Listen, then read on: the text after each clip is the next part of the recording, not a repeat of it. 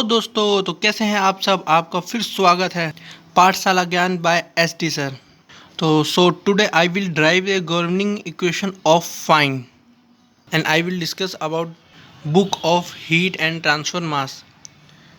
पीके नार author is the best book to study of heat and mass transfer. So today I will discuss about governing equation for fine.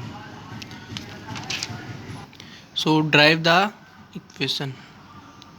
तो हम governing equation को हम समझते हैं कैसे है। ठीक है, ये बुक के हिसाब से मैं आपको दिया हुआ है, पर मैं अपने हिसाब से आपको समझाऊंगा कौन से रूल कैसे लगते हैं। जैसे बुक का पूरा स्टेप लेके नीचे कुछ स्टेप चेंज करके इजी मेथड से।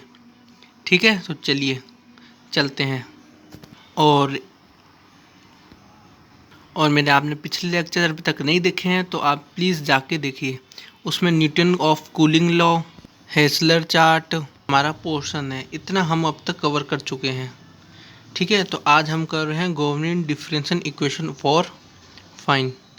ऊपर का हमने कवर कर चुका है, बैक वीडियो में जाके देख सकते हैं पीछे। फॉरेंस लॉ ऑफ हीट कंडक्शन हमने कवर कर चुके हैं। ठीक है, तो आज हम कर रहे हैं governing differential equation of fine. चलिए बढ़ते हैं, ड्राइव करते हैं इस इक्वेशन को। तो by energy balance equation, energy balance equation हमने क्या ड्राइव करी थी।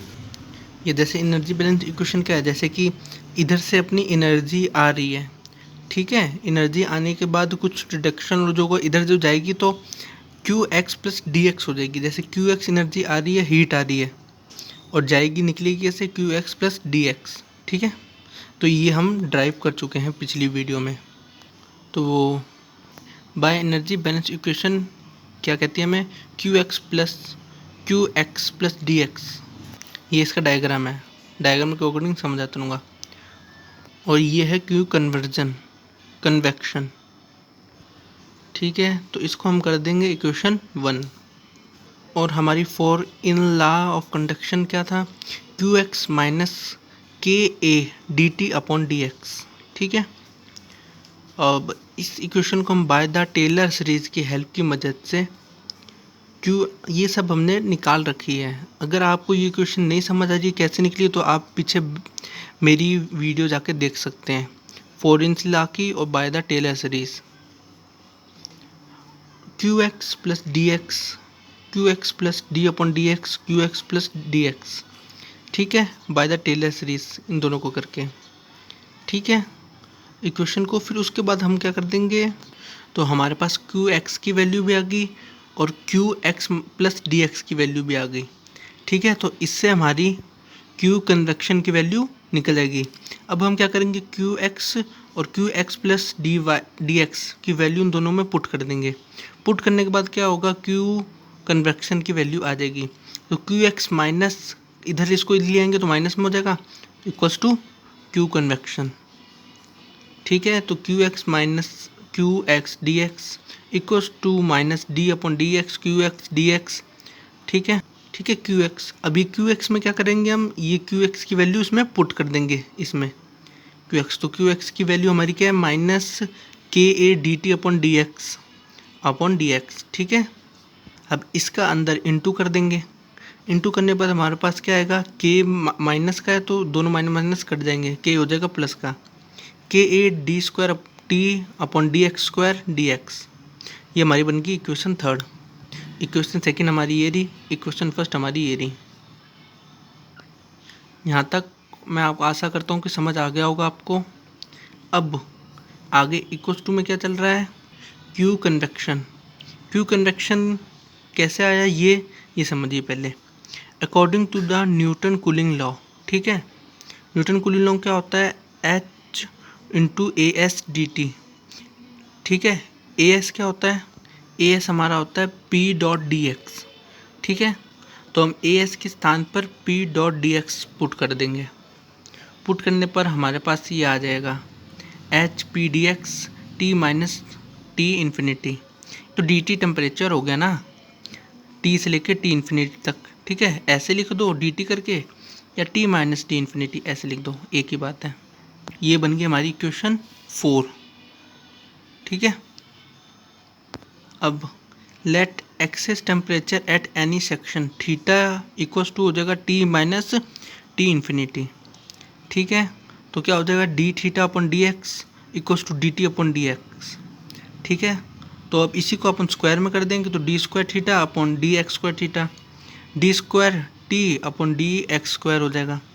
ठीक है, थीटा इक्वल्स टू अपना टी माइनस टी इन्फिनिटी। ठीक है, और अब ये क्या होगी हमारी इक्वेशन 5।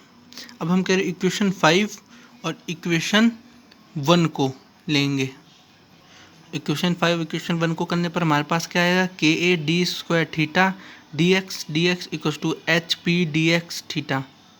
इक्वेशन 4 सॉरी, हाँ सही है, इक्वेशन ले लिया अपन ने, क्या लिया, H P D X theta आ गया। इक्वेशन जब हमने इक्वेशन 1 में इक्वेशन 5 को माइनस करा तब हमारे पास आया ये। ठीक है, बढ़ते हम आगे, तो हमारे पास वैल्यू होगी D square theta D X square equals to H P upon K A theta.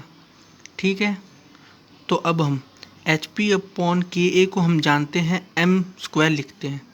ठीक है, एम स्क्वायर क्या होता है हमारा, H P upon K A. ठीक है, तो इसकी जगह हम एम लिखेंगे, एम स्क्वायर सॉरी, और एम हो जाएगा हमारा रूट में H P upon K A. ठीक है, D square theta upon D X square theta minus H P upon K A को हमने लिख दिया M square theta equals to 0। थीटा अपना है टेम्परेचर डिफरेंस टी से लेके टी ए या टी इन्फिनिटी, कुछ भी कर लो। अब by using the operator D.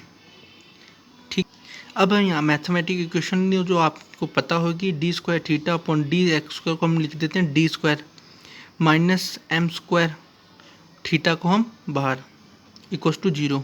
अब हम यहाँ पुट करेंगे this equation is linear difference equation constant coefficient. अब हम यहाँ से यूज़ करेंगे मैथमेटिकल, ठीक है, लीनियर डिफरेंशियल इक्वेशन यूज़ करेंगे, जो आपको पता होगी लीनियर डिफरेंशियल इक्वेशन के, आपने फर्स्ट ईयर में पढ़ा होगा मैथ में। ये जो बुक का ये पैटर्न थोड़ा हार्ड है, इसको हम लीनियर डिफरेंशियल इक्वेशन से निकालेंगे D square minus M square theta को। ठीक है, सॉल्व करेंगे तो लीनियर डिफरेंशियल इक्वेशन क्या कहती है, theta equals to C F plus P I. तो सी एफ हमारी क्या है, D square minus M square theta. ठीक है, तो हम इसको हम सॉल्व कर सकते हैं, माइनस एम को हम इक्वल्स टू 0 में भेज देंगे, D square equals to M square आ जाएगी, तो डी की वैल्यू हो जाएगी प्लस का एम माइनस का एम। ठीक है, फिर उसके बाद अब हम निकाल सी एफ की हमारी वैल्यू क्या होगी, कैसे पुट करते थे आप, लीनियर डिफरेंशियल इक्वेशन तो आपको पता होगी, बस वही पुट करनी है और कुछ नहीं करना। C1 हमारा हो गया ई एम एक्स, C2 हमारा हो गया ई माइनस का एम एक्स। ठीक है, तो ये हमारी इक्वेशन हो गई 6। अब हम पी आई की वैल्यू निकालेंगे। पी आई में क्या करते थे, 1 upon D square minus M square को अपन पुट कर देंगे इंटू 0, क्योंकि आगे इक्वल्स टू 0 है ना, इसलिए। तो पी आई भी हमारा क्या हो जाएगा, 0 ही हो जाएगा, 0 को इंटू करोगे तो 0 ही आना है। ये बन गई हमारी इक्वेशन 7। तो हमारे पास सी एफ और पी आई दोनों की वैल्यू आ गई।